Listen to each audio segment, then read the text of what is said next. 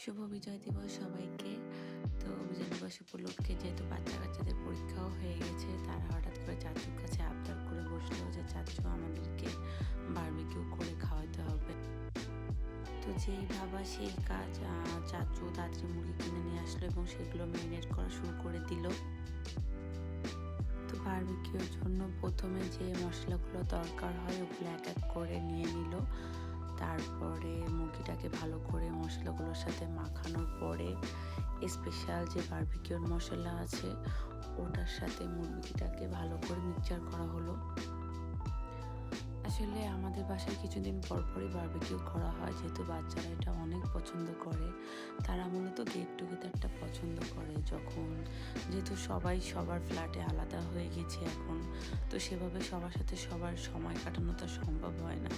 তো এরকম একটা প্রোগ্রাম করলে দেখা যাচ্ছে সবাই মিলে একসাথে আনন্দ উল্লাস করা হয়, ওরা অনেক বেশি খুশি হয়। তো ও প্রথমে বিকাল থেকে শুরু করে দিল কয়লা বানানোর জন্য।